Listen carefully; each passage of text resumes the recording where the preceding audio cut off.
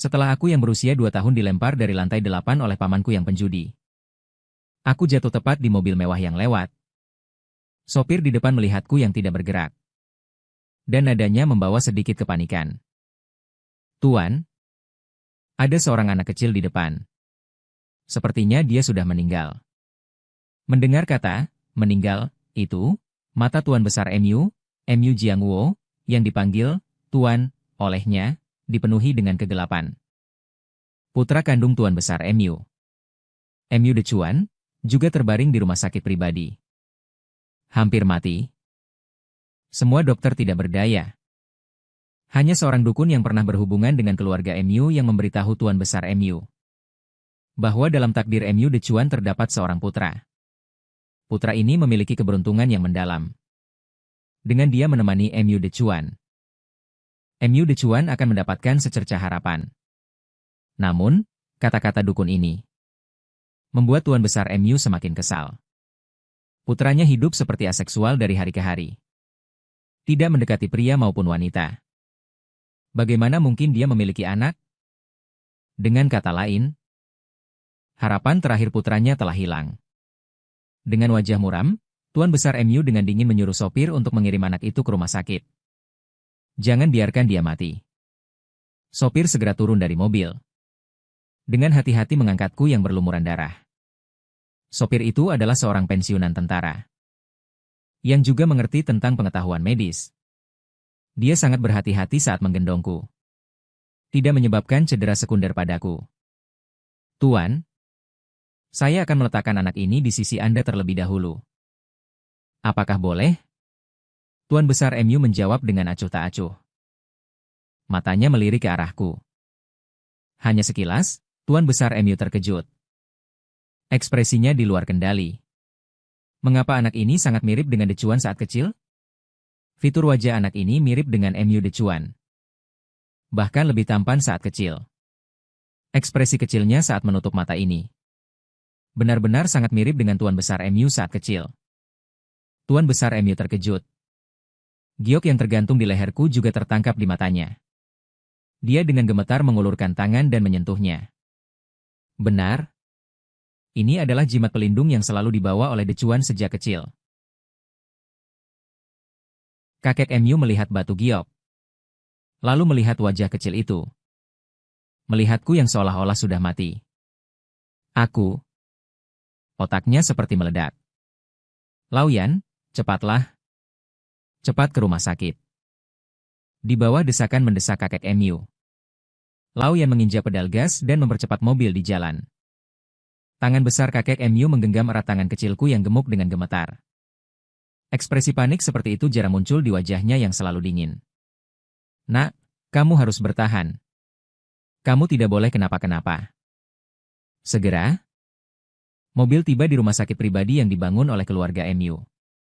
Kepala rumah sakit secara pribadi memimpin orang-orang di depan pintu. Lalu kakek MU mengangkatku, berlumuran darah, dan menyerahkanku kepada kepala rumah sakit dengan rambut bergetar. Pada saat serah terima, tangan kecilku yang gemuk tiba-tiba meraih kakek MU. Aku memejamkan mata dan berteriak lemah. "Ibu!" Ibu hanya berteriak 2 kali. Darah menyembur keluar dari mulutku.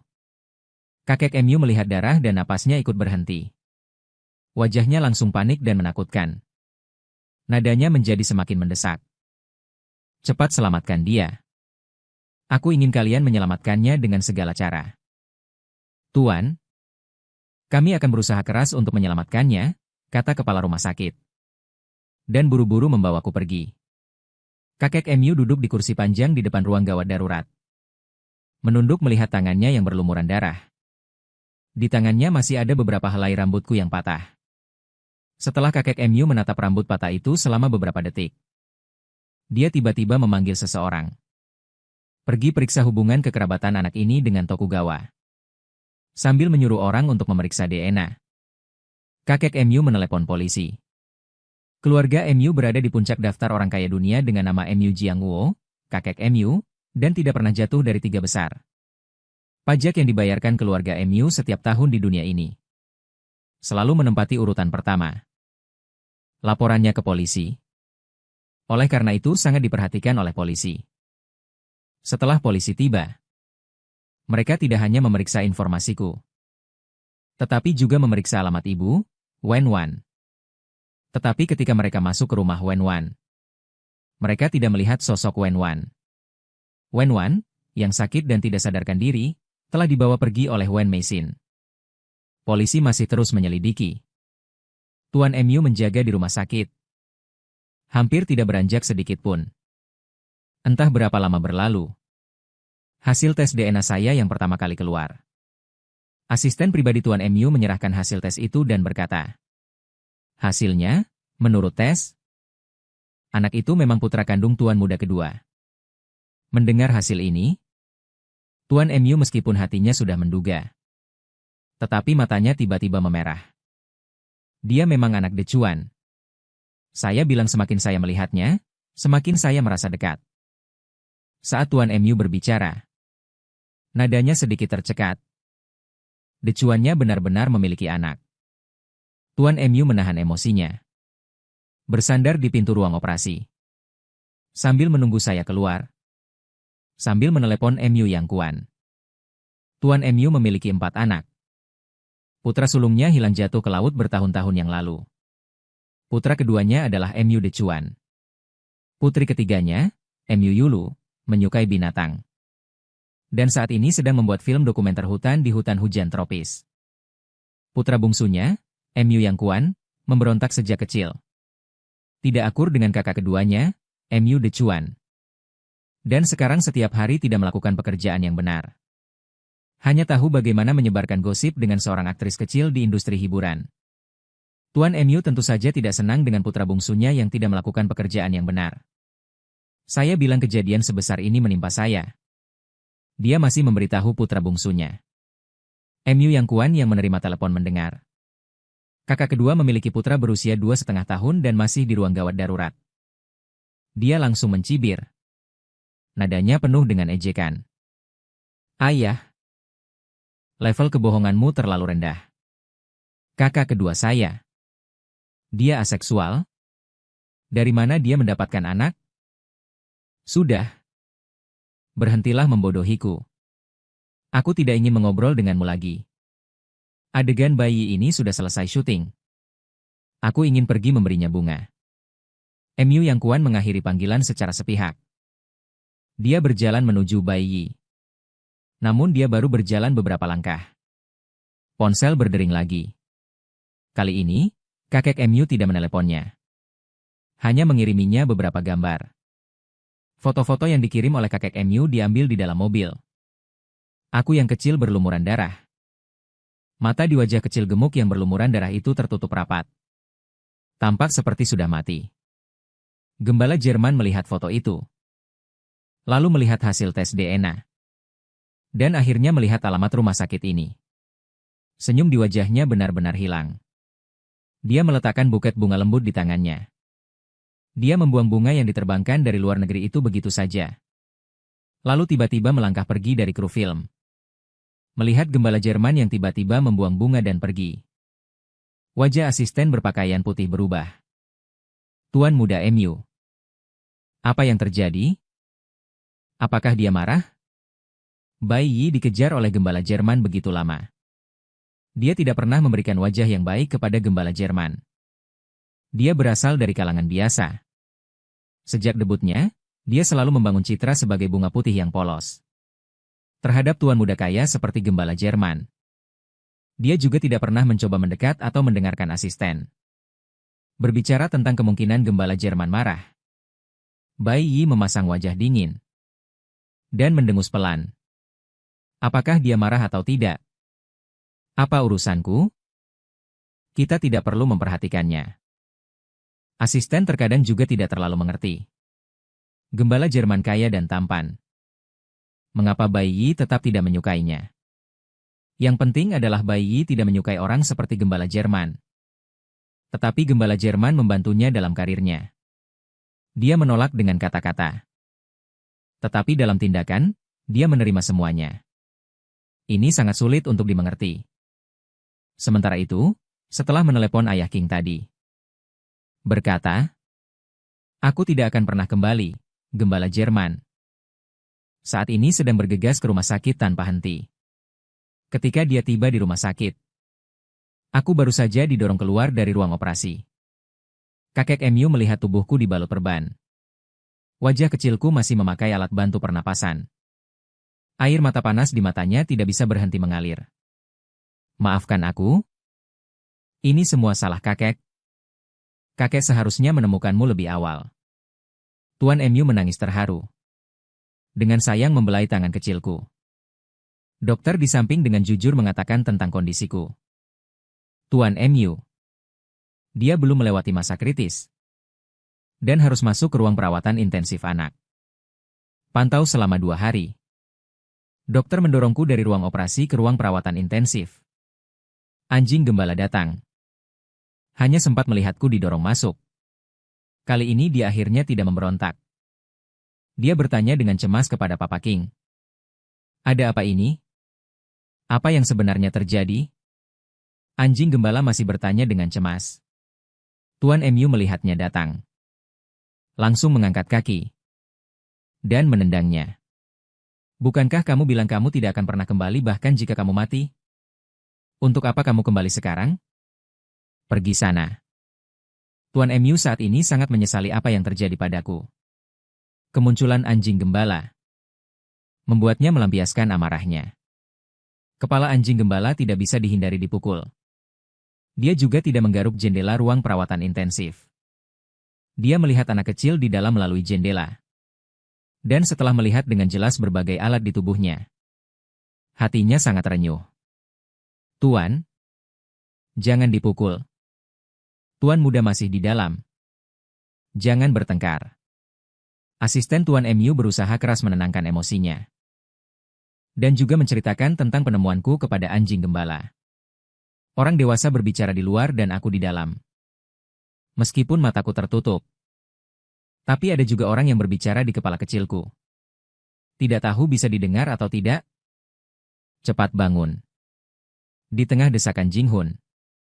Bulu mataku yang lentik sedikit bergetar. Kesadaranku juga perlahan mulai pulih.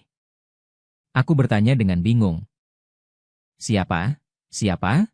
Jinghun berubah menjadi sosok naga. Dia muncul di benakku. Singkatnya, aku adalah King Long. Aku punya perjanjian dengan Emu Jia.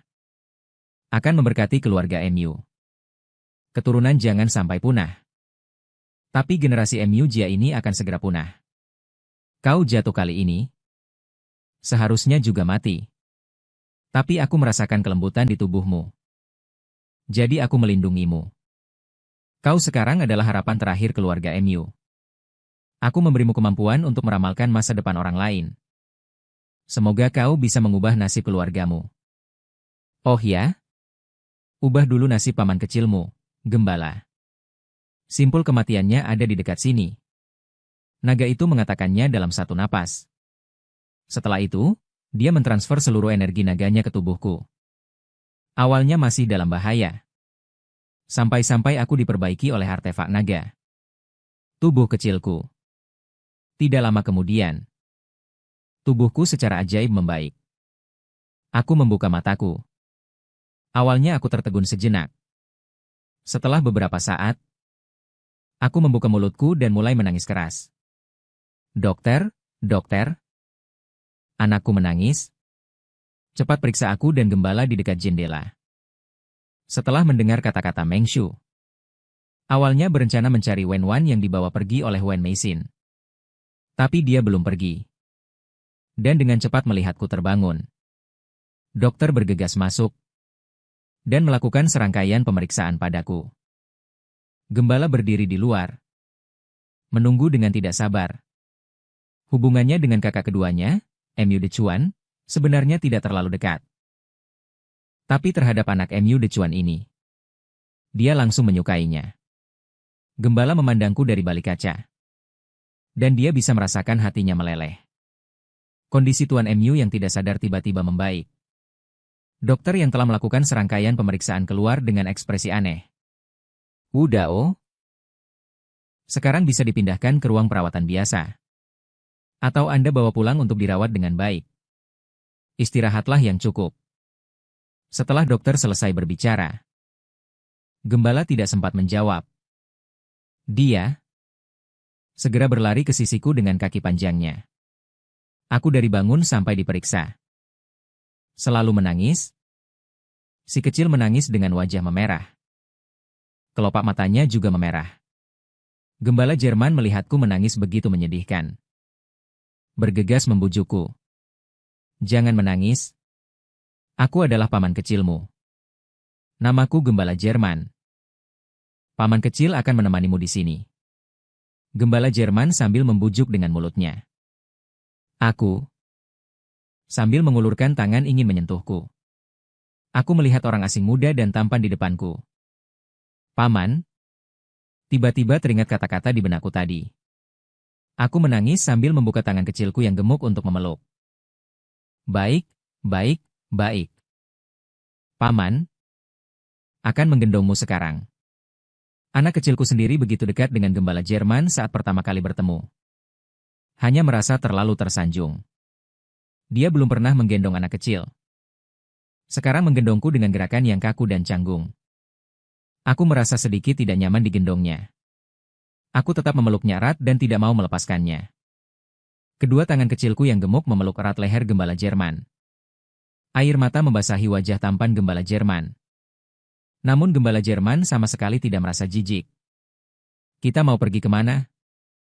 Gembala Jerman saat ini merasa seluruh tubuhnya melayang. Dia mendengarku terus mengatakan pergi. Sedikit tidak bereaksi. Aku memeluknya erat sambil menangis. Ya. Si kecil terisak-isak. Menyatakan kebutuhannya. Mencari ibu, ayo pergi. Gembala Jerman dibuat menangis olehku. Tidak punya pilihan. Harus mendongak melihat kakeknya sendiri. Kakek pertama-tama berbicara dengan dokter. Kemudian menerima telepon. Setelah menerima telepon, baru kemudian dia langsung datang untuk menemukan alamat paman Wu Dao. Wu Dao? Ibu ada di dia. Kalau begitu pergi jemput ibu Wu Dao kembali ke keluarga MU. Aku akan membawa Wu Dao pulang juga. Kakek MU berkata. Ingin menjemputku. Wu Dao? Aku kakek. Kakek. Bawa kamu pulang. Kami menunggu ibu di rumah. Oke. Tidak, tidak. Aku menggelengkan kepala kecilku. Tidak mau dibawa pulang oleh kakek. Aku harus mencari ibu. Kepalaku tidak utuh. Jadi kepalaku masih sakit saat digoyangkan. Kepalaku sakit. Wajah kecilku juga menjadi pucat. Melihat ini, lelaki tua MU segera berkompromi. Oke, oke. Kakek tidak akan menggendong Wu Dao pergi. Kalau begitu kakek akan pulang dan mempersiapkan sesuatu untuk Wu Dao terlebih dahulu.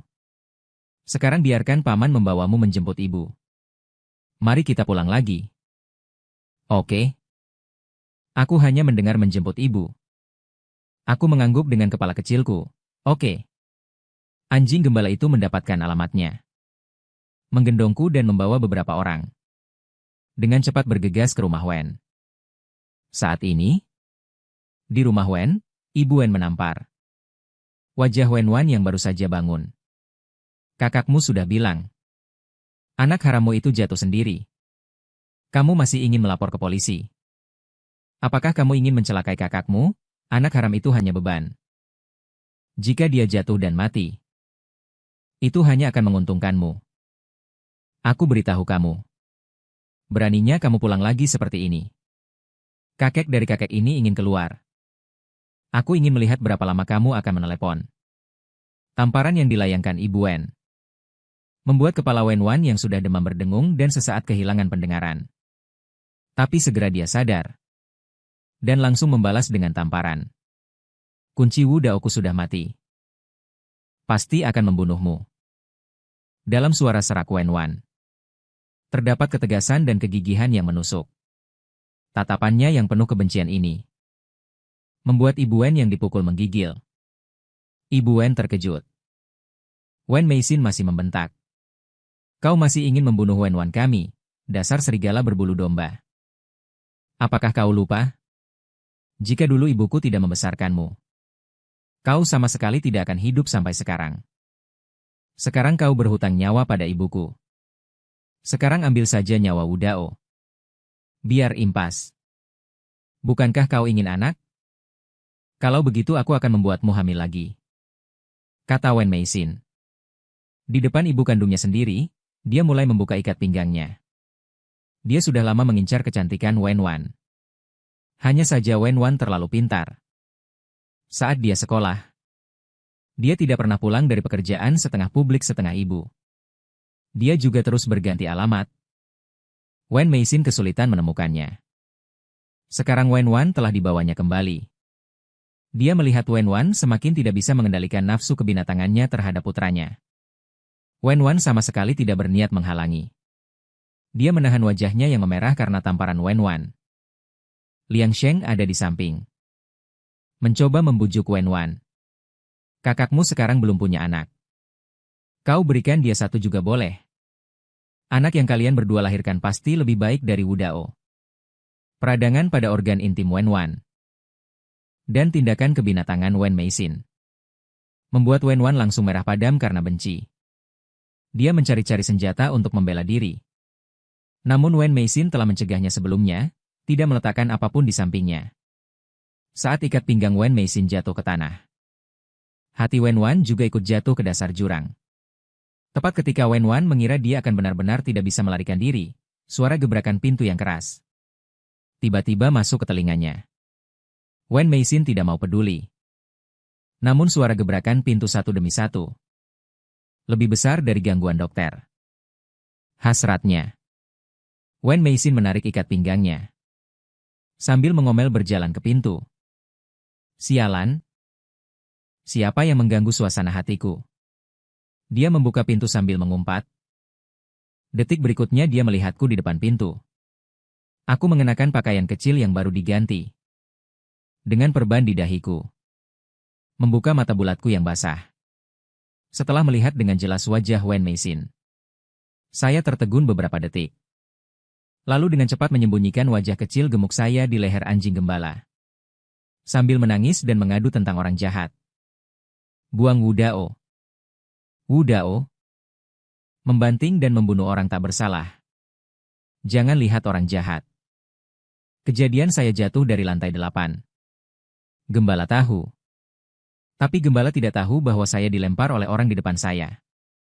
Saya masih menangis ke anjing gembala. Satu tangan menyeret pantat kecil gemuk saya. Satu tangan menopang punggung saya. Dia tidak bisa mengeluarkan tangannya karena kesakitan. Apa yang kamu lakukan pada Wen Meixin? Tapi orang-orang yang diatur oleh kakek Mu yang mengikutinya. Setelah mendengar keluhan saya, wajahnya menjadi dingin. Mengangkat kakinya dan menendang. Wen Meixin langsung terlempar. Melihatnya tergeletak di tanah. Wen Meixin yang memegangi perutnya dengan kesakitan, anjing gembala menggendong saya dan melangkah melewati ambang pintu. Selangkah demi selangkah memasuki Wen Wan, ya. Begitu Wen Meixin mendengar ini. Ini untuk mencari Wen Wan. Dia segera menganggap anjing gembala sebagai sugar daddy yang mendukung Wen Wan di industri hiburan. Agar sugar daddy ini tidak ikut campur. Wen Meixin langsung membuat rumor tentang Wen Wan. Wen Wan, wanita yang mata keranjang itu. Sejak kecil sudah merayu saya di rumah. Apakah kamu yakin sepatu rusak semacam ini hebat? Kata-kata Wen Meixin selanjutnya belum selesai. Sepatu kulit dasar hitam anjing gembala menekan wajahnya dengan berat. Orang seperti apa Wen Wan itu? Tidak perlu kamu memberitahuku bahwa tendangan anjing gembala ini sangat keras. Mulut Wen Meixin berdarah. Dia ditendang dan diinjak-injak di ruang tamu. Ibu Wen mendengar suara itu dan tidak sempat memperhatikan Wen Wan. Dia mengunci pintu dan bergegas. Putraku, apa yang ingin kalian lakukan? Cepat lepaskan aku. Putraku, aku akan menelepon polisi. Anjing gembala mendengar kata-katanya. Tersenyum padanya. Panggil polisi. Kamu tidak perlu melakukan hal semacam ini. Polisi akan segera tiba. Wajah Ibu Wen menjadi pucat dan dia benar-benar panik. Namun, dia segera menemukan anak anjing gembala yang meringkuk di pelukannya. Aku melihat aku tidak mati. Dia tiba-tiba pulih dan masuk. Kamu sebenarnya siapa? Yang kamu gendong adalah anak kami. Kamu mencuri anak kami. Dan datang ke rumah kami untuk memukuli orang. Tunggu sampai polisi datang. Kamu akan selesai. Wen Mu dengan marah menunjuk ke arah anjing gembala. Dia ingin datang dan mendorong anjing gembala itu. Tetapi dua orang menghentikannya. Dua orang lainnya sudah pergi mencari. Wenwan. Segera Wenwan diselamatkan. Ketika dia dibantu keluar. Dia melihat aku digendong oleh anjing gembala, air mata Wu Dao Wenwan langsung keluar. Dia ingin memelukku. Tapi tubuhnya yang lemah tidak bisa menahannya lagi. Tunggu, aku mengangkat otak kecilku. Ketika aku menoleh ke belakang. Wenwan baru saja jatuh. Ada dua orang lagi yang sakit. Dia demam. Bawa dia kembali. Setelah anjing gembala selesai berbicara, dia membawa Wenwan kembali. Tangis bayiku tiba-tiba terdengar keras. Mama, Mama. Aku mengulurkan tangan kecilku yang gemuk untuk mencari Mama. Menangis dan berdiri dengan tubuh kecil yang gemuk. Sambil bertanya-tanya tentang anjing gembala. Tidak bisa memeluk bayiku yang manis, tunggu. Mamamu sakit? Tidak bisa memelukmu Wu Dao. Sayang. Kita akan membawa Mama berobat.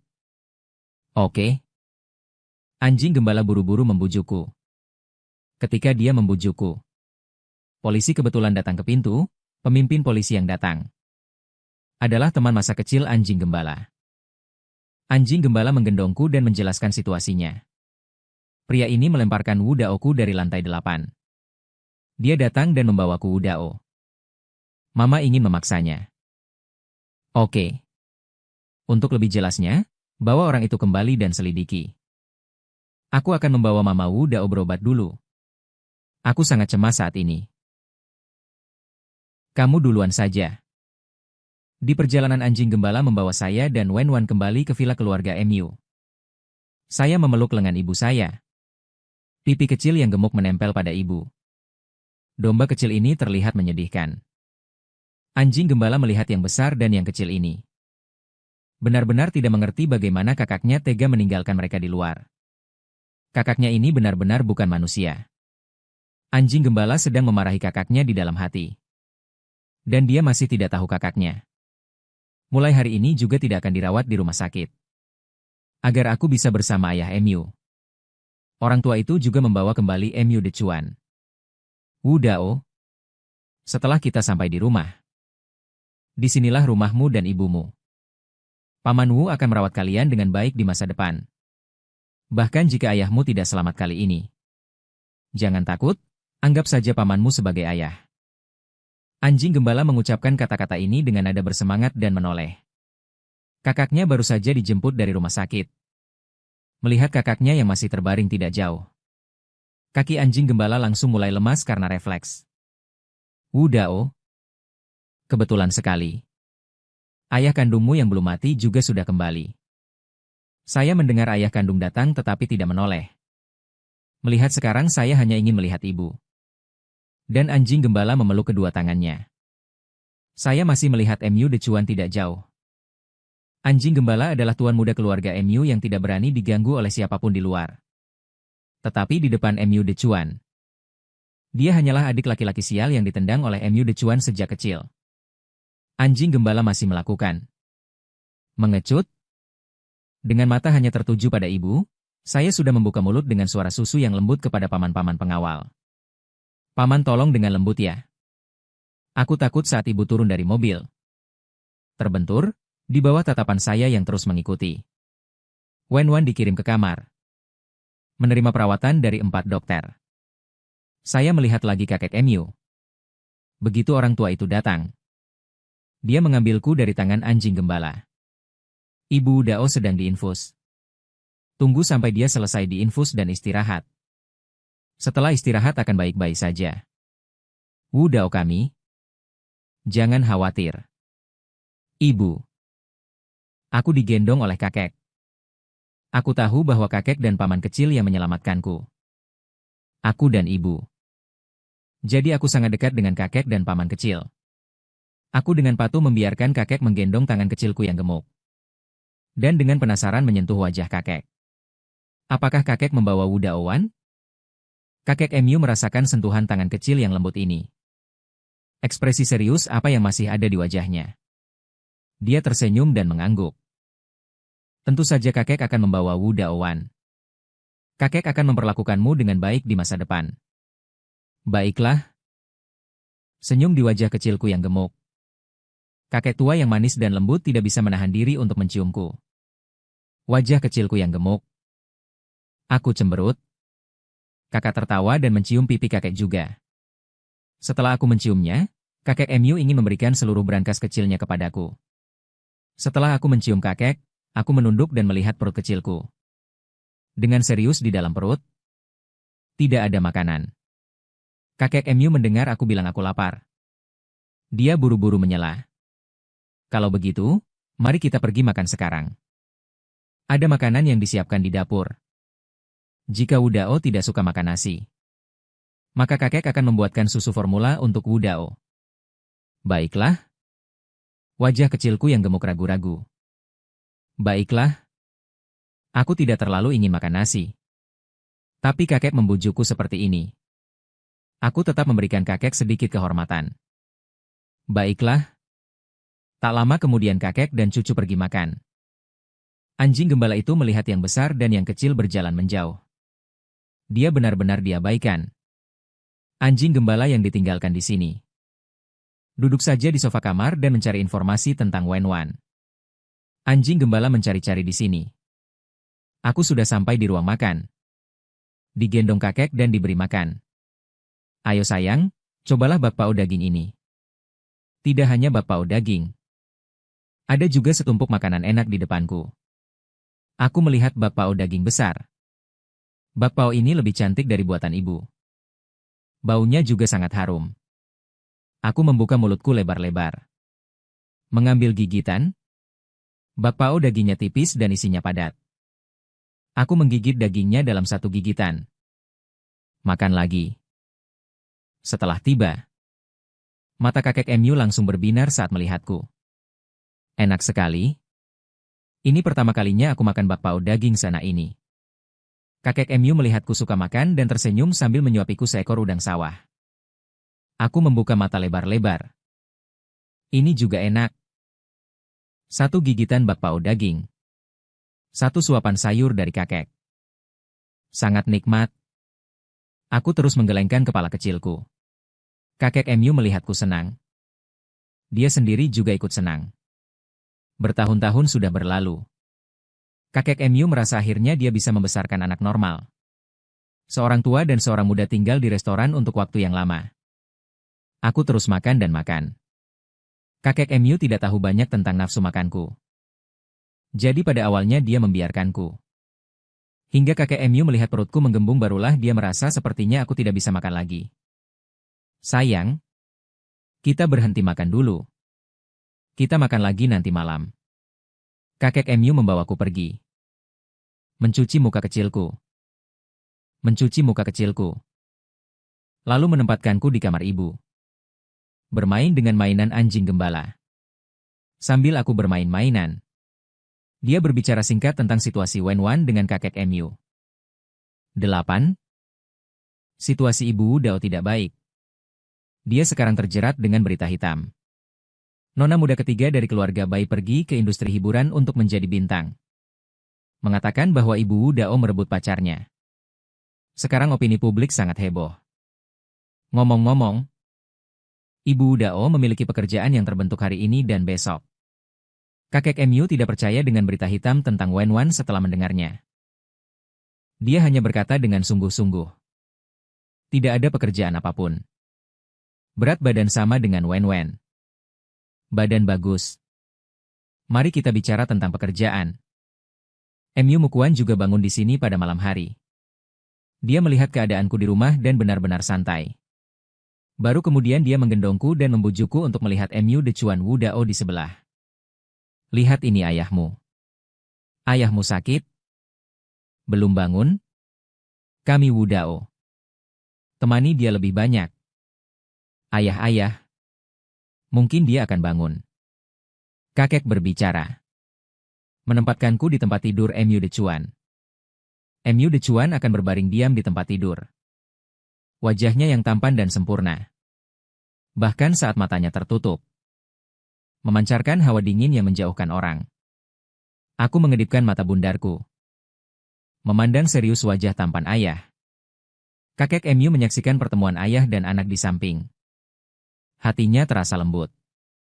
Tepat ketika kakek Mu merasa adegan ini sangat baik. Detik berikutnya, tangan kecilku yang gemuk menampar pipi ayah. Ayah jahat, jangan Wu Dao. Tamparan tiba-tiba dariku ini membuat kakek Mu terpana. Sayang, kenapa kamu memukul ayah? Kakek Mu mendekat. Memegang tanganku yang kecil dan gemuk, dia bertanya dengan keras. Aku mendengus tidak senang. Ayah, jangan, tidak. Ayah itu kecil. Bukan bodoh. Ketika aku pergi bermain, teman-temanku semua punya ayah. Hanya aku yang tidak punya. Kakek Mu mendengarkan ekspresi bicaraku yang tidak jelas. Sakit hati. Kasihan Wu Dao kami. Bukan bayi yang tidak diinginkan ayahnya. Sayang, tunggu ayah bangun. Kakek akan bertanya apa yang terjadi. Ayah tidak akan menolak Wu Dao. Kakek Mu masih mengerti putranya. Meskipun Mu Decuan berwajah dingin dan berhati dingin. Tetapi dia memiliki rasa tanggung jawab yang seharusnya. Memegang putra kandungnya. Dia tidak akan pernah mengabaikannya. Di bawah bujukan kakek. Tamparan kecil yang hangat. Akhirnya berhenti menampar wajah ayah, kakek memeluk. Aku bertemu ayah. Ingin kembali tidur dengan ibu. Kakek Mu ingin aku tidur dengan Mu Decuan. Aku tidak mau tidur. Ren-Ren hanya mengakui ibu Mu. Melihat itu, kakek secara alami tidak tega memaksa saya. Baik. Kalau begitu, kita cari ibu. Tapi sayang, bisakah kamu berjanji pada kakek untuk lebih sering menemani ayah di masa depan? Jika kamu lebih sering menemani ayah, ayah bisa bangun. Setelah ayah bangun, dia akan bermain dengan Wu Dao. Di bawah bujukan lembut kakek Mu. Aku dengan enggan menganggukkan kepala kecilku. Baiklah. Kalau begitu, aku akan lebih sering menemani ayah. Setelah ayah bangun, aku ingin bertanya lagi pada ayah. Mengapa tidak menginginkanku? Setelah aku berjanji, kakek mengantarku kembali ke tempat tidur ibu untuk tidur. Energi saya tidak terlalu baik hari ini. Saya sudah merasa mengantuk sekarang. Kakek Mu dan anjing gembala masih ingin membujukku tidur. Baik. Aku sendiri berbaring di bantal. Mencuatkan pantatku yang gemuk. Sudah memejamkan mata dan tertidur. Pose tidur yang lucu ini membuat anjing gembala langsung mengeluarkan ponselnya dan mengambil 6 foto berturut-turut sambil memotret. Sambil menghela nafas tanpa jalan. Ini terlalu imut. Ayah. Apakah aku juga seimut ini saat kecil? Kakek Mu menjawab. Tidak, Decuan sudah tahu bagaimana mengendalikan diri sejak kecil. Dia selalu tidur dengan sangat rapi. Kakek Mu memikirkan Mu Decuan saat kecil dan kemudian melihatku. Dia merasa kelucuanku mungkin menurun dari ibu. Setelah memikirkannya, kakek Mu semakin menyukai Wenwan. Aku tidur dengan ibu. Kakek Mu dan anjing gembala tidak tinggal lama. Semangat kakek akhir-akhir ini selalu tegang. Saat ini dia juga jarang bisa bersantai. Dengan rasa sayang. Apa yang terjadi pada orang yang menyakiti Wu Dao menurut anjing gembala? Chu Liang baru saja membalas saya. Dia sudah menyelidikinya dengan jelas. Wen Meixin adalah seorang penjudi. Setelah kalah uang, dia datang untuk meminta uang dari Ibu Wu Dao. Ibu Wu Dao pindah beberapa alamat. Tetap saja ditemukan. Dia datang hari ini. Berniat menggunakan Wu Dao untuk mengancam Ibu Wu Dao agar memberinya uang. Namun dia gagal menangkapnya. Wu Dao menyebabkan Wu Dao terjatuh. Ayah. Orang seperti ini terlalu murah jika hanya dipenjara. Anda tidak perlu ikut campur lagi. Serahkan saja masalah ini padaku.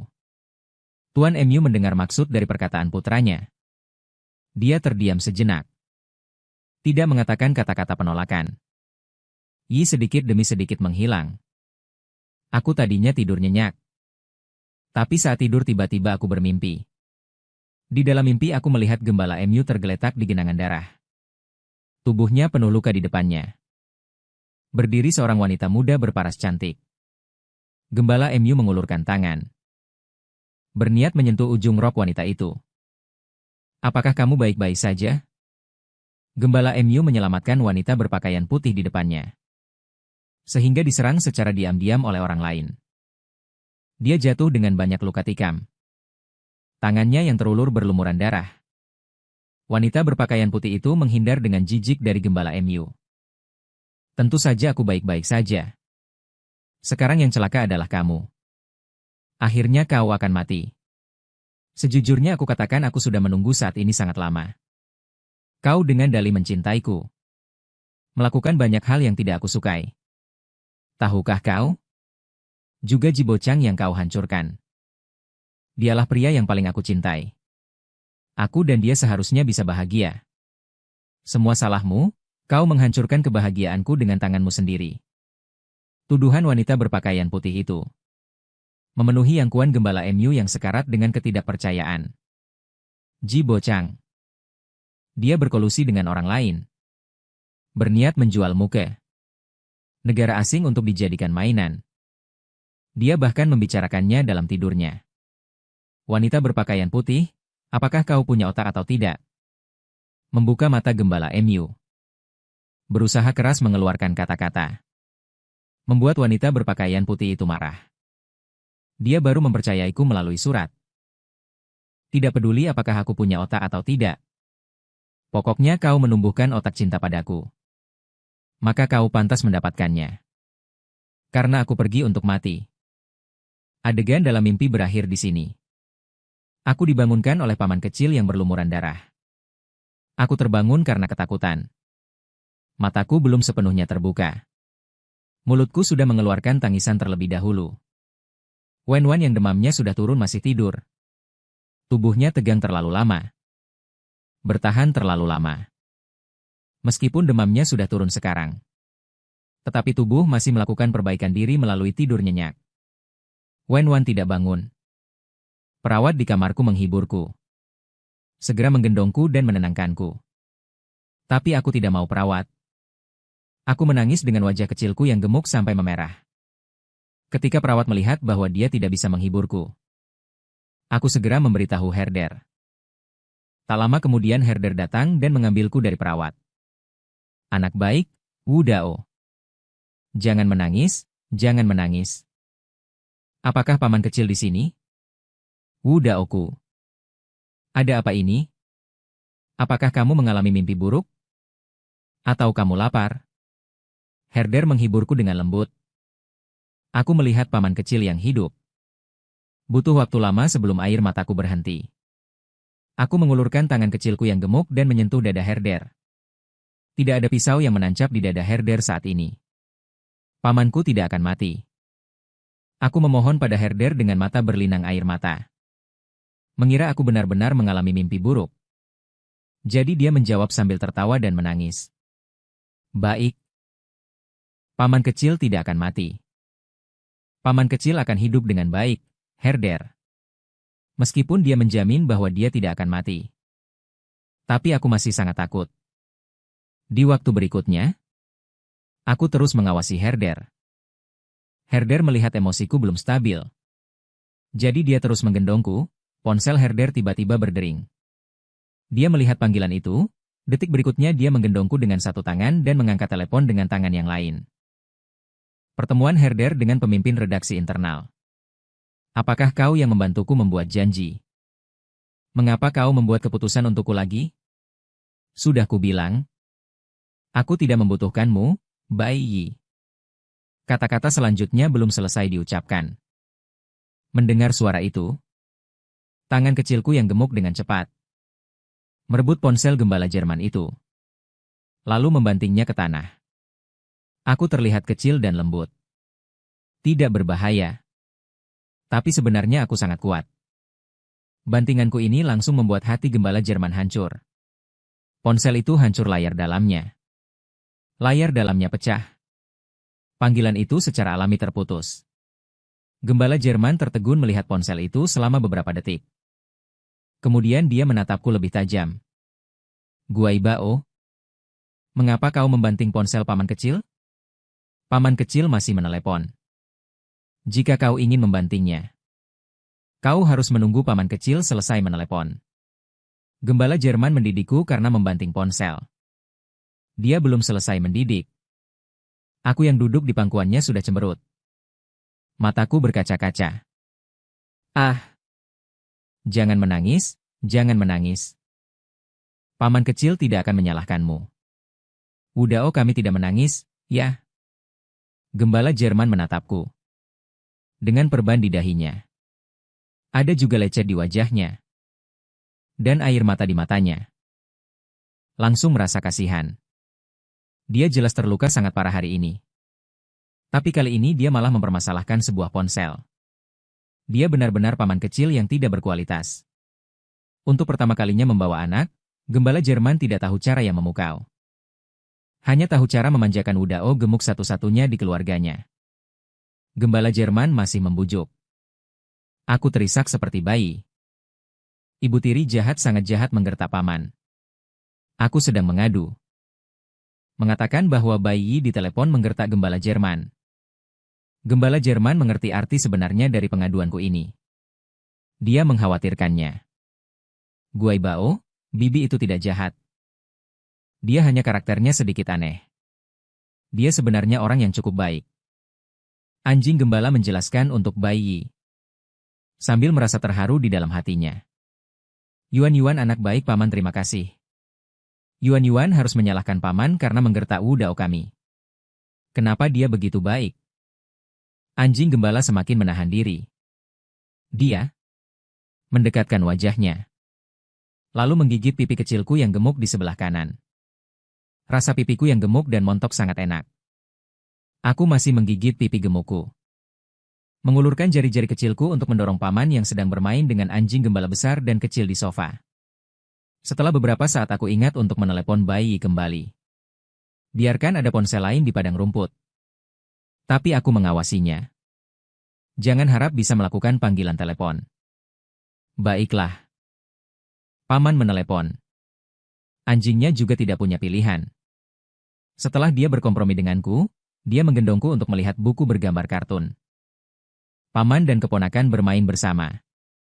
Aku masih ingat janji kepada kakek. Aku bermain sebentar. Lalu aku memanjat ke ayah lagi. Berjalan dengan kaki pendeku ke kamar Mu Decuan. Ayah bangun. Aku berjalan mendekat. Kakek melihat kegemukan kecilku. Tangannya menepuk wajah ayah lagi. Anjing gembala melihatku mengulurkan tangan kecil untuk menepuk Mu. Decuan sangat terkejut. Udao. Beraninya kau memukulnya? Anjing gembala ingat ketika dia masih kecil memegang pistol mainan untuk menodong kepala Mu Decuan. Meminta Mu Decuan untuk memanggilnya Mu Mukuan. Dia tidak menghiraukannya. Tapi saat itu dia sangat berani.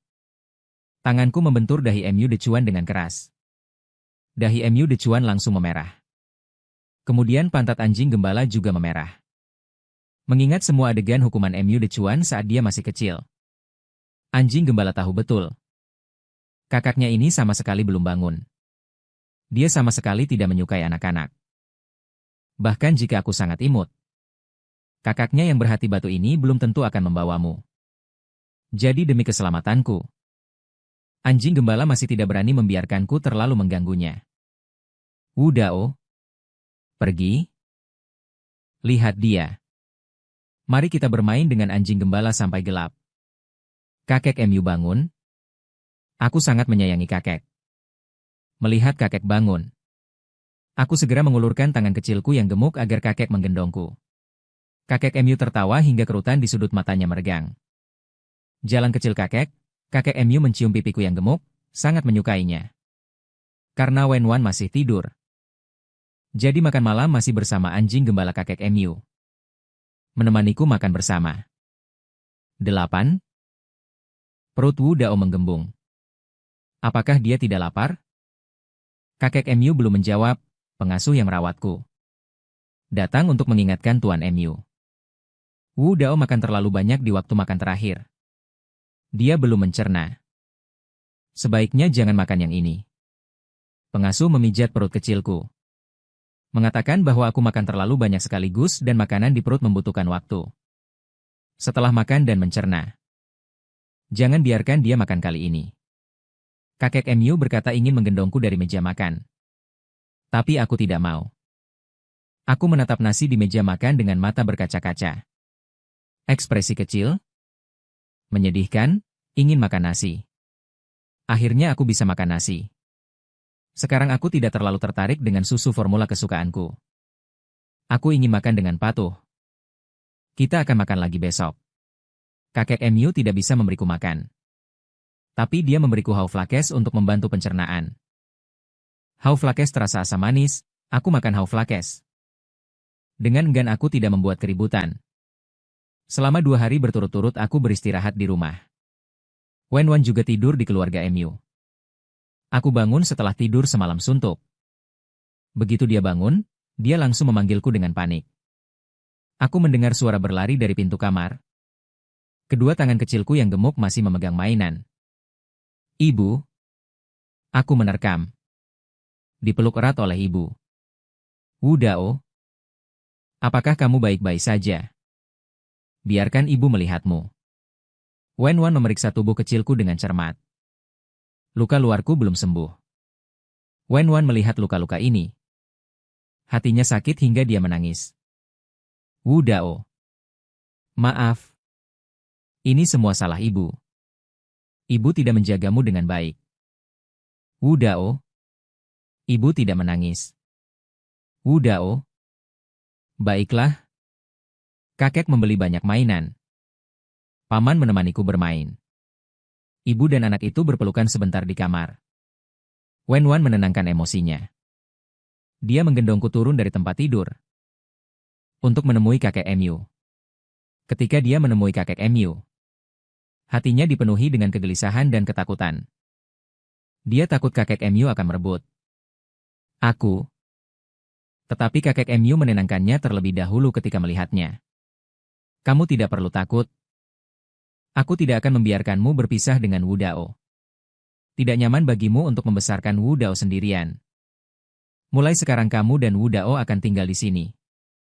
Dengan begitu aku juga bisa lebih sering mengasuh Wu Dao. Bagaimana menurutmu? Kakek Mu sudah mengatakan ini. Wenwan yang sudah sangat terkejut mengangguk. Baik. Saya akan membayar Anda sewa kamar. Wenwan tahu bahwa aku adalah keturunan keluarga Mu. Keluarga Mu ingin menjagaku. Dia seharusnya tidak menghalangi.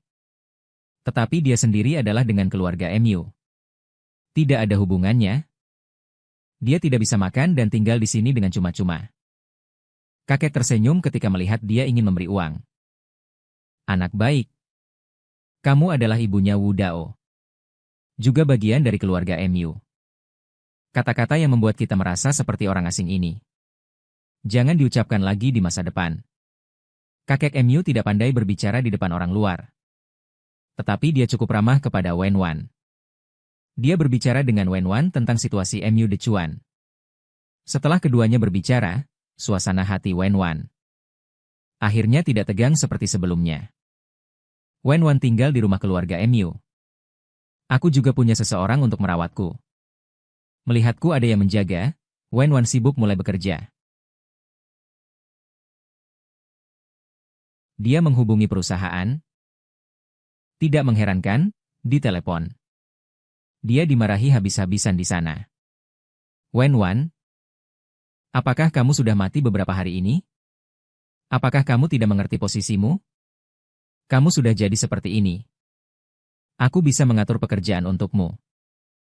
Kamu seharusnya berterima kasih padaku. Tapi kamu malah. Kamu menghilang dariku. Kak Li.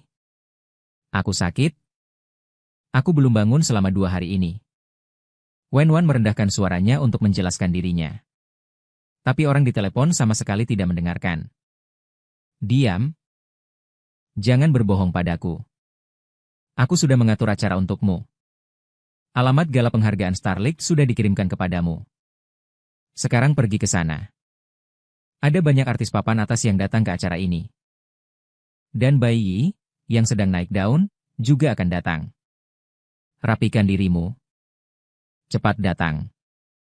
Kak Li. Aku akan segera bersiap, Wenwan.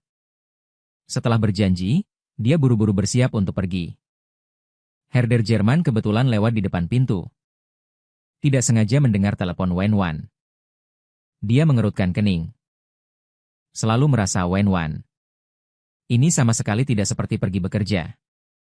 Malah seperti pergi untuk diintimidasi. Semakin Herder Jerman memikirkannya, semakin tidak nyaman dia. Jadi setelah Wenwan keluar, dia juga berganti pakaian, bersiap untuk pergi ke gala penghargaan Starlight. Lihat siapa penyelenggara gala ini.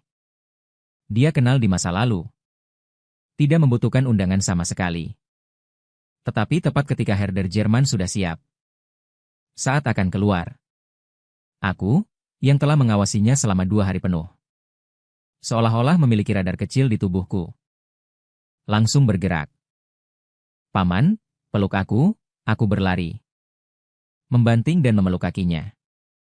Duduk dengan bokongku. Bokongku yang gemuk menekan jejak kaki Herder Jerman. Hanya tidak membiarkannya pergi. Paman yang baik, ada urusan. Kamu bermain dengan kakek di rumah. Oke. Anjing gembala itu menunduk. Melihatnya menempel padanya. Aku membujuk dengan sabar. Tunggu paman kembali. Membawakanmu camilan. Tidak mau, tidak mau. Aku menggelengkan kepala kecilku seperti mainan kerincingan. Memeluk erat kaki anjing gembala itu. Dan menempelkan pipi gemukku padanya. Bawa Wu Dao. Bawa Wu Dao keluar. Aku memang suka bermain di luar. 2 hari ini tinggal di rumah kakek. Aku sudah merasa bosan. Meskipun rumah kakek sangat besar. Ada mainan. Dan juga fasilitas hiburan anak-anak yang khusus dibangun untukku. Tapi aku sama sekali tidak bisa bertemu anak-anak lain. Benar-benar terlalu membosankan. Dan aku juga tidak tenang. Paman kecil harus terus mengawasinya. Baik. Pesta yang akan dihadiri paman kecil tidak menyenangkan. Wu Dao kita paling penurut. Benar, kan? Tidak, tidak. Aku mengangkat wajah gemukku. Dengan suara kekanak-kanakan yang sangat serius membantahku. Tidak penurut. Anjing gembala itu benar-benar tidak berdaya. Direkatkan oleh si gemuk kecil ini. Hatinya terasa manis sekaligus tak berdaya. Paman dan keponakan terjebak dalam kebuntuan. Dia dengan mantap menekan kaki anjing gembala itu dengan pantat kecilnya. Sedikit pun tidak mau berkompromi. Tidak ada tanda-tanda mau menyingkir. Setelah beberapa saat, anjing gembala itu menghela napas panjang. Akhirnya menyerah. Baiklah. Baiklah. Paman akan mengajakmu menghirup udara segar. Siang tadi dokter sudah memeriksaku. Katanya pemulihannya cukup baik. Dengan catatan tubuhku tidak ada masalah. Dia membungkuk dan mengangkatku. Tidak bermoral. Tempat yang akan kita kunjungi nanti akan ramai. Jika kamu takut, katakan padaku dan aku akan mengantarmu pulang. Oke? Juga, kamu tidak boleh membuat keributan saat bertemu ibu dan mencarinya, ibumu sedang bekerja. Anjing gembala membuat perjanjian denganku sebelumnya. Aku dengan patuh mengangguk dengan kepala kecilku. Ekspresi kecilku terlihat sangat jujur. Ketika kami, besar dan kecil, keluar. Tuan Mu awalnya tidak setuju. Dia masih tidak ingin aku keluar. Dia selalu khawatir tentang kesehatanku. Tapi aku menjulurkan tubuh kecilku. Dan mencium pipi lelaki tua itu beberapa kali. Kemudian menyeret suara kecil yang lembut dan memohon beberapa kata. Orang tua itu langsung luluh. Baik, baik, baik. Biarkan baik kita pergi jalan-jalan. Sayang, kamu harus membiarkan paman memelukmu sepanjang waktu. Tapi jangan pernah pergi dengan paman. Hilang anjing gembala. Ingat beri dia makan. Jangan tinggal di luar terlalu larut. Tuan Emu menasihati kami berdua. Dan dengan enggan meremas tangan kecilku yang gemuk. Baru kemudian membiarkan anjing gembala menggendongku. Aku pergi. Naik ke mobil. Aku sekarang bermain di pangkuan anjing gembala sebentar. Mainan kecil yang dibawa keluar. Tapi aku selalu hanya antusias dengan mainan selama 3 menit. Segera aku meletakkan mainan. Dan menggunakan tangan kecilku yang gemuk untuk menarik jendela mobil. Ini pertama kalinya anjing gembala membawaku naik mobil. Tidak ada pengalaman. Jadi dia membiarkan tangan kecilku yang gemuk mengorek-ngorek jendela mobil. Aku hanya pernah naik taksi sebelumnya. Aku penasaran dengan mobil mewah ini dan mengorek-ngorek, tiba-tiba tangan kecilku yang gemuk menyentuh gagang pintu. Dan membuka celah di pintu. Anjing gembala dengan cepat menarik pintu. Seluruh tubuhnya berkeringat dingin. Shunzi menepi. Dia mengunci pintu mobil terlebih dahulu. Memelukku erat-erat. Wajahnya menjadi pucat. Shunzi yang mengemudi mendengar instruksi. Tanpa sadar melambatkan kecepatan. Dan berhenti di pinggir jalan. Ada apa, Tuan Muda Kuan? Tidak tahu malu. Membuka pintu. Shunzi terkejut. Dia menoleh untuk melihatku duduk di pangkuan anjing gembala. Tapi aku sama sekali tidak tahu betapa menakutkannya hal yang kulakukan. Melihat Shunzi menatapku dan tersenyum padanya. Wajah Shunzi juga menjadi pucat. Jika aku benar-benar jatuh dari mobil tadi. Dia merasa dia tidak perlu hidup lagi. Lebih baik menemani Kuan. Dan mati bersama. Sudahlah. 2 orang dewasa. Dia mengunci pintu mobil terlebih dahulu. Dia memulihkan diri di dalam mobil untuk sementara waktu sebelum melanjutkan perjalanan. Kali ini Shunzi dengan cepat membuka kunci perunggu pintu mobil. Setelah terkunci rapat, Emu yang Kuan memegang tangan kecil gemukku dan masih mendidik dengan ketakutan. Aku tidak boleh menyentuh pintu mobil saat berada di dalam mobil. Mengerti? Ini sangat berbahaya.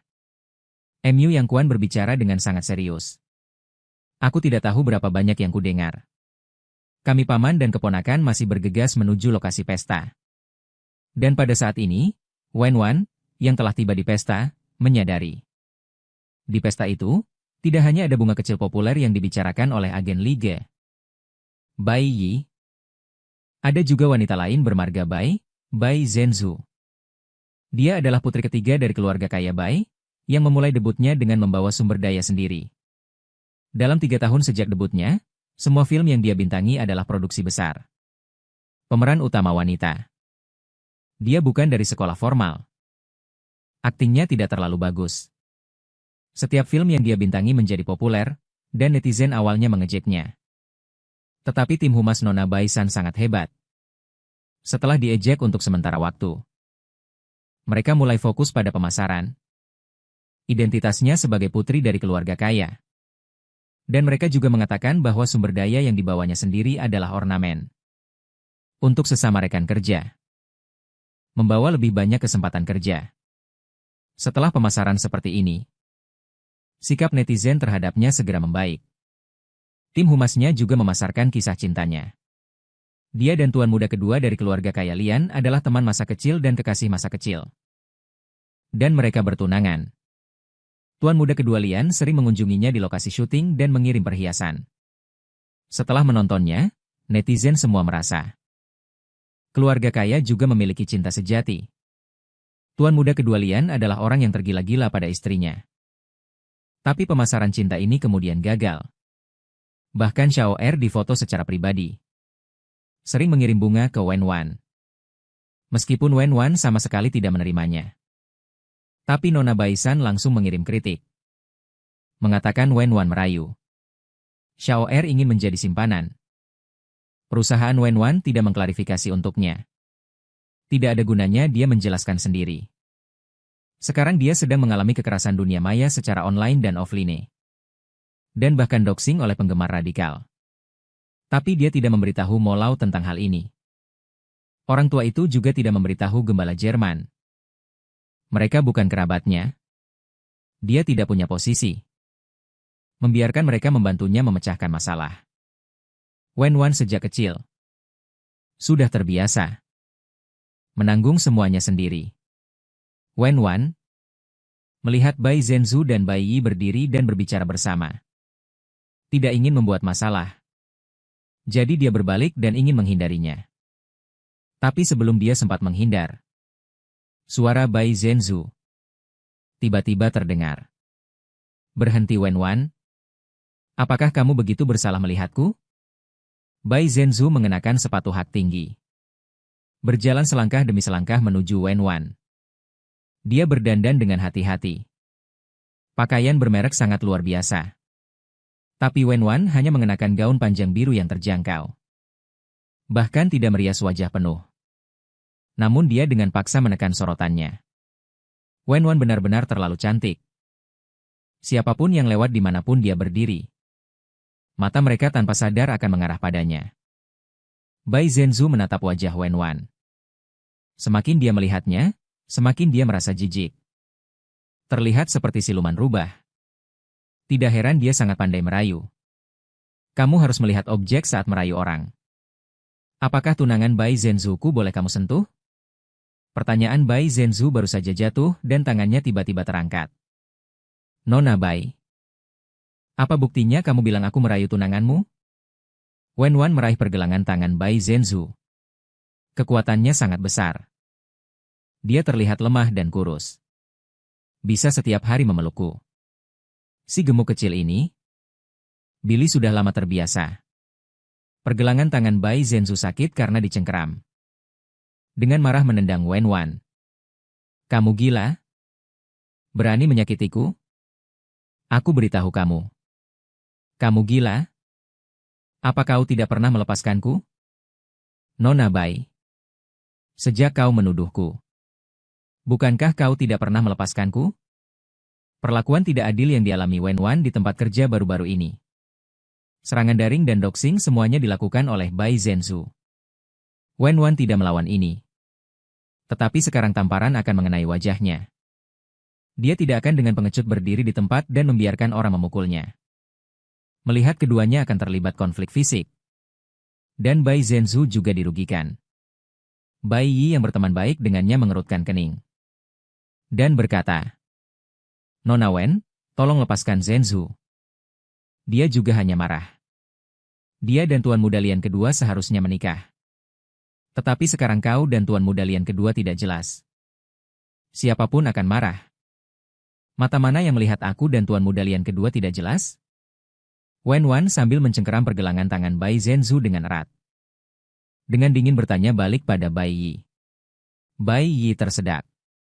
Sebenarnya dia pernah melihat video bocoran Wen Wan dan Tuan Muda Lian kedua. Video? Jelas bahwa Tuan Muda Lian kedua yang mengganggu Wen Wan. Tetapi Bai Zhenzu adalah temannya. Dia tentu saja harus berdiri di pihak Bai Zhenzu. Jika kau tidak secara aktif menggoda Tuan Muda Lian kedua, bagaimana mungkin dia mengejarmu tanpa henti? Bai Yi. Setelah selesai berbicara, Wen Wan tiba-tiba tertawa. Bai Yi, menurutmu, apakah kau juga selalu menggoda Shepard? Wen Wan, kau jangan keterlaluan. Kau terlalu menindas. Bai Yi marah karena perkataan itu. Dengan wajah memerah mencoba melepaskan tangan Wen Wan. Berniat melepaskan Bai Zhenzu. Beberapa orang saling menarik. Menarik perhatian banyak orang. Dan aku yang baru tiba seolah memiliki telepati dengan ibuku. Sekali lihat saja sudah melihat paman dan bibinya. Aku mengulurkan tangan kecilku yang gemuk menunjuk ke arah ibu gembala. Situasinya tidak baik. Juga dengan cepat memelukku dan melangkah pergi. Dulu di lapangan ada yang mengenali anjing gembala. Satu demi satu datang berbicara dengannya. Tuan muda keempat. Anda datang. Tuan muda keempat. Maaf. Ini semua kelalaian kami. Membiarkan Nona Bai. Anjing gembala sama sekali tidak menghiraukan mereka. Berjalan cepat ke depan. Saat ini Wen Wan. Mereka sudah dipisahkan. Tapi Bai Zhenzu dan Bai Yi sama-sama memegangi pergelangan tangan mereka. Ekspresi sangat kesakitan. Melihat anjing gembala datang, Bai Yi menggigit bibirnya. Anjing gembala sudah 2 hari penuh tidak menghubunginya.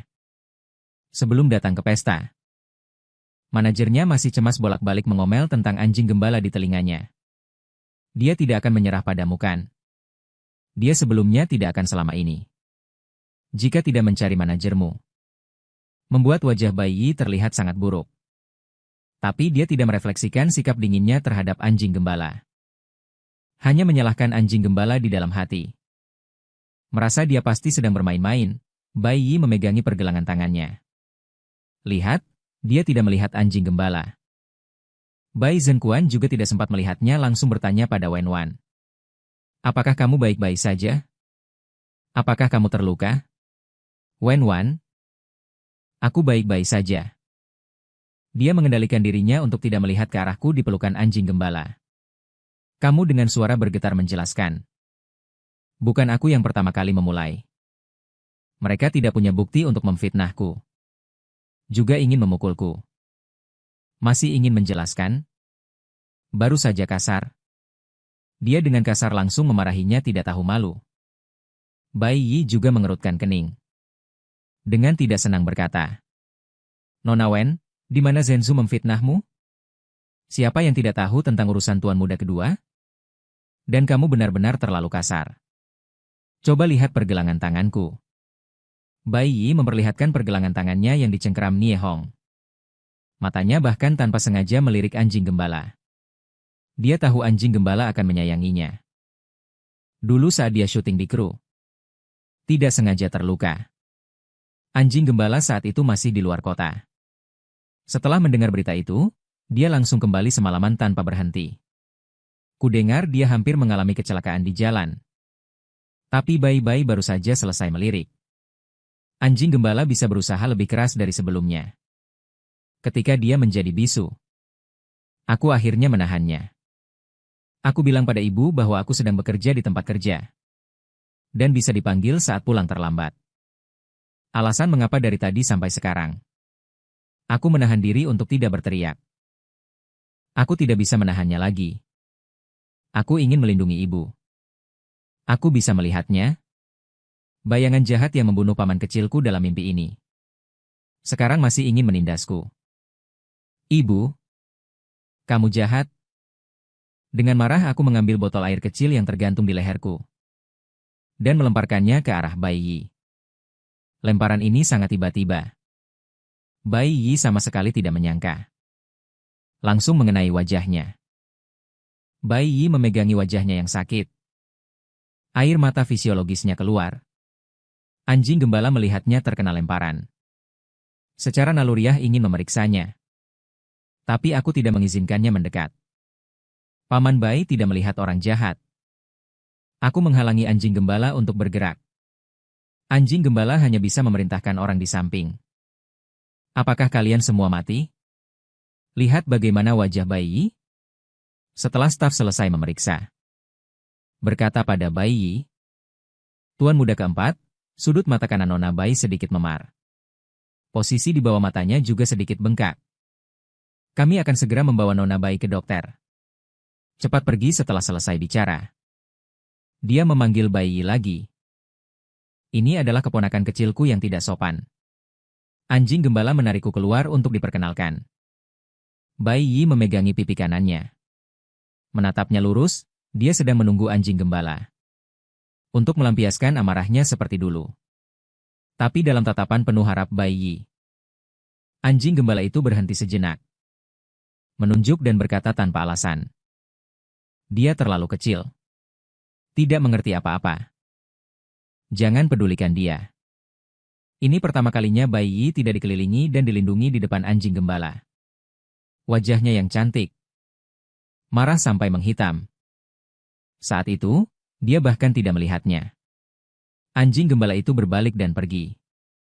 Anjing gembala itu secara naluriah maju 2 langkah. Tapi belum 3 langkah dia mengejar. Aku mulai membuat masalah. Tidak mencarinya. Kata-kataku ini terdengar jelas di telinga Bai Yi. Di telinga? Bai Yi mengepalkan tinjunya dengan kebencian. Sayang. Jangan bergerak. Paman tidak bisa menahanmu.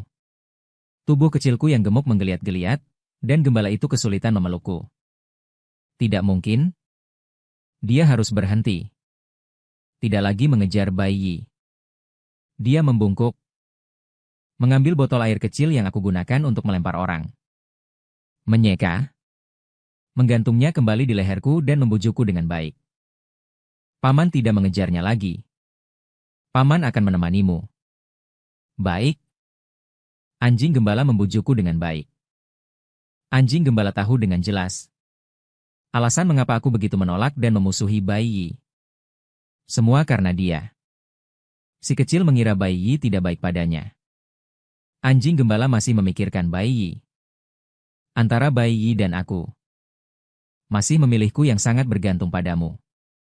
Bahkan berusaha melindungiku, si gemuk kecil ini, melihat anjing gembala begitu memanjaku. Semua orang di tempat kejadian tercengang. Terutama anjing gembala mutiara putih. Kau membujuknya? Bagaimana kau bisa memperlakukan Bai Yi seperti ini? Hari ini kau melindungi wanita jalang ini lagi. Sama saja dengan melindungi kata-kata mutiara putih. Belum selesai berbicara. Anjing gembala itu dengan dingin membalas. Mutiara putih. Apakah kau sudah cukup gila? Kau tidak bisa mengendalikan priamu sendiri. Jadi kau datang untuk menindas wanita yang diganggu oleh priamu.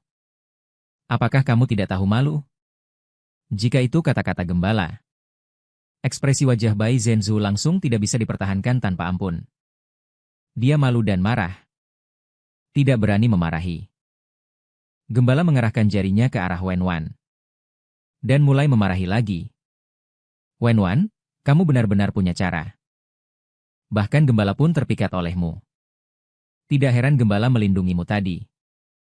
Mengabaikan Bai Yi. Ternyata semua karena kamu. Cara menggoda seperti apa yang kamu gunakan? Membuat pria itu makiannya belum berhenti. Sebuah botol air karton kecil menghantam wajahnya dengan suara keras. Benar. Aku melempar orang dengan botol air lagi. Aku melihat ibuku dimarahi dan benar-benar marah. Jenis yang tidak bisa dibujuk. Setelah melempar botol air, wajah kecilku yang gemuk juga memerah. Tubuhku terus bergerak maju. Ingin membenturkan kepalaku padanya.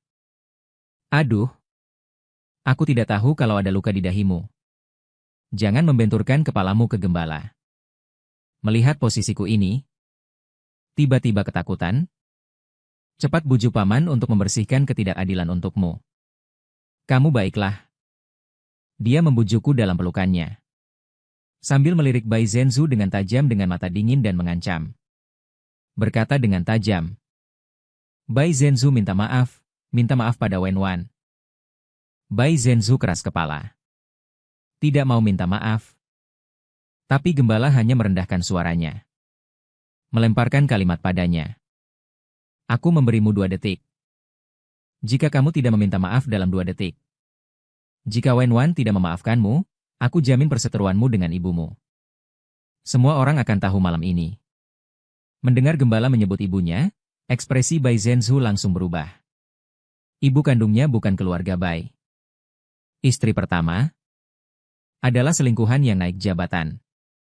Dan dia diam-diam juga bermain dengan banyak pria sebelum bertunangan. Tidak banyak orang yang tahu tentang hal ini. Terutama urusannya sendiri selalu disembunyikan dengan sangat baik. Bai Zhenzu menatap tajam ke arah gembala. Tidak tahu dari mana dia menggali ini. Rahasia ini. Di bawah tatapan dingin gembala anjing. Dia menggigit bibirnya.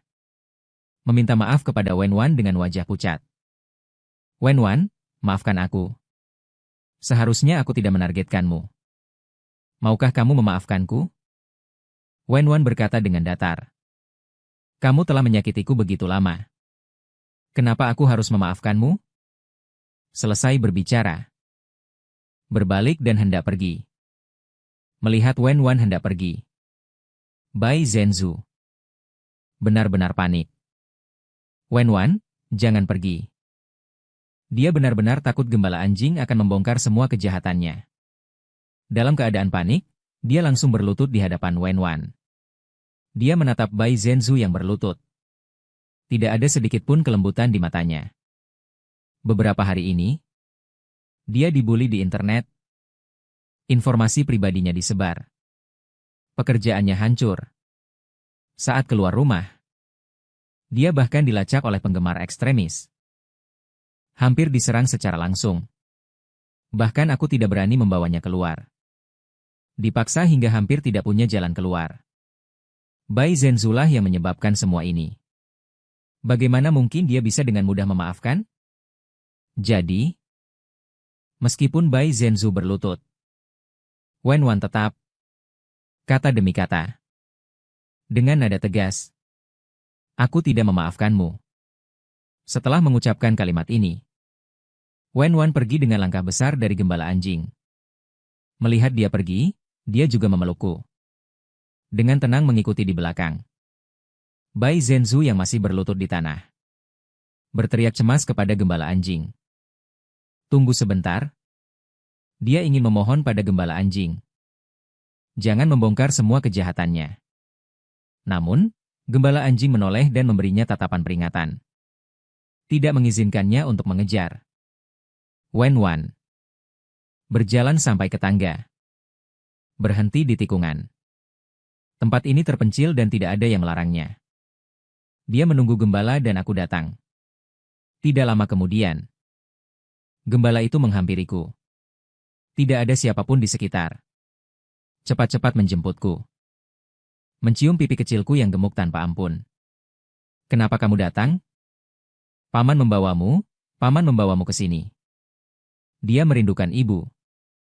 Jadi ingin datang menemui ibu. Bu. Aku tidak bersuara. Wen memelukku lagi. Kenapa pipi kecilku tidak memperhatikanku? Wen menunggu ibu mendesak untuk berbicara. Aku mengerutkan kening. Nenek sedikit tergesa-gesa dalam bekerja. Ibu. Aku menunggu dengan wajah kecil gemuk yang serius untuk pulang. Panggil ibu? Dia berdeham. Tetapi saat ibu bekerja, tidak ada orang luar. Boleh juga memanggil ibu. Baiklah. Aku mengangguk. Memanggil ibu. Pemandangan ibu dan anak yang berinteraksi. Hangat dan menyenangkan. Gembala tidak bisa menahan diri. Tersenyum lembut. Dia berhenti. Ragu sejenak. Bertanya kepada gembala dengan sedikit cemas. Tadi Wu Dao mengenai bayi. Apa kamu benar-benar tidak marah pada Wu Dao? Tidak marah pada Wu Dao. Tadi dia hanya melindungiku. Sebelumnya mendengar aku menelepon bayi. Nada bicara bayi tidak baik. Jadi dia tidak menyukainya. Wu Dao melakukannya untuk kebaikanku. Gembala? Sambil berkata dia menambahkan. Dan Wu Dao memiliki temperamen yang cukup baik. Dia memukul bayi tetapi tidak memukulku? Temperamennya jauh lebih baik daripada kakakku. Gembala musim semi sekarang hidup saudara. Hanya Mu Decuan yang lembut. Tiba-tiba. Mendengar dia menyebut Mu Decuan. Jantungku tiba-tiba mencelos. Mu yang Kuan Mu Decuan temperamennya sangat buruk. Dia hanya tahu sedikit tentang Mu Decuan. Kontak inti malam itu. Kesan Mu Decuan padanya hanya 2 kata. Sangat galak. Saat itu dia beberapa kali ingin kabur. Tapi Mu yang tidak sadar. Decuan sangat kuat. Tangannya memegang pergelangan kakinya. Dengan mudah bisa menariknya kembali. Dia disiksa sepanjang malam. Kakinya gemetar saat turun dari tempat tidur keesokan harinya. Kemudian ketahuan hamil aku. Dia diam-diam mencari informasi tentang Mu Decuan. Informasi yang didapat membuatnya semakin takut. Melihat ke dasar mata Wen Wan. Kegelisahan yang tak bisa disembunyikan. Mu yang Kuan berdeham. Berjanji dengan sungguh-sungguh. Kakak ipar? Tenang saja. Temperamen kakakku memang tidak terlalu baik. Tapi dia pasti akan memperlakukanmu dan Wu Dao dengan baik. Dia orang yang sangat bertanggung jawab. Dan kakakku pasti punya perasaan padamu. Kalau tidak, kamu tidak akan punya Wu Dao Mu yang Kuan. Dijamin Wen Wan sama sekali tidak memikirkannya. Aku dan Mu Decuan hanya kebetulan. Sama sekali tidak ada perasaan. Kami berdua tidak seperti yang kamu pikirkan. Jangan panggil aku kakak ipar. Sudahlah, Jangan bahas ini dulu. Gembala anjing, kamu gendong Wu Dao untuk makan malam. Manajerku seharusnya sudah datang. Aku harus mencarinya. Oke. Emu yang kuat mengambilku. Mencubit tangan kecilku yang gemuk. Memintaku mengucapkan selamat tinggal pada ibu. Selamat tinggal ibu. Terima kasih ya. Aku melambaikan tangan kecilku yang gemuk dengan lembut dan hangat. Wenwan mendekat. Terakhir mencium pipiku yang berdaging sebelum keluar dari tangga. Setelah dia pergi, anjing gembala juga memeluk. Saya keluar. Paman, makan. Saya menepuk perut buncit saya sendiri. Dan meminta makanan dari paman. Akhir-akhir ini saya suka makan. Keluar rumah. Bahkan botol susu pun tidak dibawa. Anjing gembala mengulurkan satu tangan dan menyentuh perut buncitku. Baik. Ayo kita pergi makan sekarang. Meskipun makanan di jamuan makan malam sangat mewah, dia merasa tidak cocok untuk anak kecil. Jadi dia meminta dapur untuk membuatkan beberapa makanan yang saya suka. Segera, makanan dihidangkan. Saya duduk di pangkuan anjing gembala, sambil menonton acara meriah di jamuan makan. Sambil membuka mulut lebar-lebar dan makan dengan patuh. Saya sangat suka keramaian. Setelah selesai memberi makan, anjing gembala ingin menggendong saya pulang. Saya masih agak tidak mau. Kakek dan ayah masih menunggumu di rumah. Ibu juga akan pulang. Ayo kita pulang juga. Baiklah. Anjing gembala dengan sabar membujuk saya yang tidak mau pulang. Saya membujuknya untuk waktu yang lama. Baru kemudian saya menganggukkan kepala kecil saya. Baiklah. Saya mengerutkan wajah kecil saya yang gemuk. Teringat janji saya kepada kakek untuk menemani ayah setiap hari. Bayi kecil itu berkata dengan serius. Paman pulang. Kakek Mu membungkuk. Mata persiknya berkata. Kami besar dan kecil. Ketika tiba di rumah, kakek Mu belum istirahat. Sekarang kakek hatinya penuh. Semua tentang saya, jika saya tidak melihatnya sebelum tidur. Saya tidak merasa tenang. Sangat menusuk. Saya juga suka. Kakek melihatnya dan membuka mulut kecilnya yang gemuk dan meminta nasi. Kepala yang penuh bintik-bintik itu baik. Kakek puas kepalanya baik. Kondisi fisiknya juga bagus. Menggendongku yang gemuk ini tidak terlalu sulit. Kakek duduk di bahu kakek. Tiba-tiba mengeluarkan sebuah bakpao kecil dari sakunya. Baozi sudah dingin. Aku mengangkatnya ke mulut kakek. Dengan sungguh-sungguh menyuruh kepala kecilnya makan dengan enak. Aku rasa enak. Aku secara khusus membawa untuk kakek. Tuan Mu biasanya tidak makan makanan lezat apapun. Tetapi saat ini dia merasa bahwa yang dia makan sebelumnya tidak seharum baozi yang aku bawa kembali. Terima kasih, Wu Dao. Dia memakan baozi dalam satu gigitan sebagai dukungan. Memuji itu sangat lezat. Kakakku tertawa dan mengusap pipi tembemnya yang lebih lembut dari baozi. Kakek, kakek, sambil bermain. Sambil disuapi olehku. Aku lalu membiarkan kakek membawaku bermain. Tuan Mu menggendongku ke ruang mainan. Saat kakek dan cucu bermain, anjing gembala menyempatkan diri menelepon Bai Yi. Berkali-kali menelepon. Bai Yi tidak menjawab satupun. Dia juga mengirim pesan ke Bai Yi. Tetapi hasilnya tetap sama. Bai Yi sama sekali tidak membalas. Tepat saat anjing gembala mengerutkan kening. Dan tidak kesal. Wenwan kembali. Di mana Wu Dao? Tanya anjing gembala. Di ruang mainan. Keduanya berdiri di ruang tamu dan berbicara. Wenwan ragu-ragu untuk membuka mulut. Agenku memberi saya audisi untuk serial TV dan juga sebuah variety show. Kedua pekerjaan ini cukup bagus. Itu bagus? Kamu tenang saja bekerja. Wu Dao menyuruh seseorang di rumah mengawasi Wenwan. Mengatupkan bibirnya.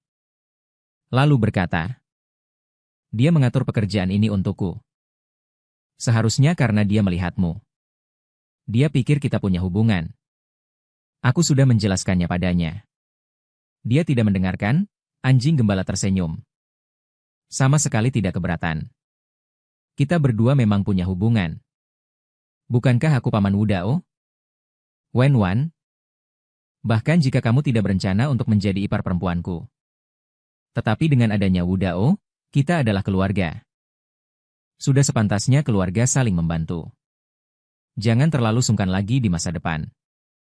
Setelah anjing gembala menasihati, Wenwan mengobrol dengannya tentang hal lain. Mungkin karena anjing gembala itu pandai berbicara. Suasana di antara keduanya tanpa sadar menjadi semakin santai. Anjing gembala itu juga berbicara beberapa patah kata tentang pakaian putih kepada Wenwan. Menceritakan mengapa dia menyukai pakaian putih. Pakaian putih sebenarnya sangat baik hati. Dia menyelamatkan hidupku. Beberapa tahun lalu, aku sangat pemberontak dan suka berpetualang. Suatu kali aku bermain-main dan terdampar di hutan belantara selama setengah bulan. Aku pikir aku akan mati di sana ketika Bai Yi menemukanku dan menyelamatkanku kembali. Dia masih seorang bisu kecil saat itu. Tidak, tidak. Aku ingin memberinya bahasa isyarat. Tapi aku tidak bisa. Anjing gembala itu mengingat pengalaman itu. Senyum di bibirnya menghangat. Saat itu, babai kecil masih tidak berbicara. Tapi sikapnya sangat baik padaku. Akan tersenyum padaku. Kami berpisah saat itu dan kamar tanpa Mu Jia membawanya kembali untuk memulihkan diri. Ketika aku kembali untuk mencariku lagi, aku tidak dapat menemukannya lagi. Kemudian aku secara tidak sengaja berada di sebuah jaring kecil. Melihat Bai Yi sebagai peran pendukung kecil dalam drama itu. Baru kemudian menemukannya lagi setelah beberapa tahun. Si bisu kecil yang dulu tersenyum padaku. Bai Yi sekarang bisa berbicara. Tapi kata-kata yang dia katakan cukup menyakitkan hatiku. Kemudian aku mendengar masa lalu Mu Qingquan dan Bai Yi. Tidak tahu bagaimana mengomentarinya. Dia belum pernah menjalin hubungan sepanjang hidupnya. Setelah keduanya mengobrol di ruang tamu, Wenwan kembali ke kamar tidur untuk mandi. Dia membereskan dirinya sendiri.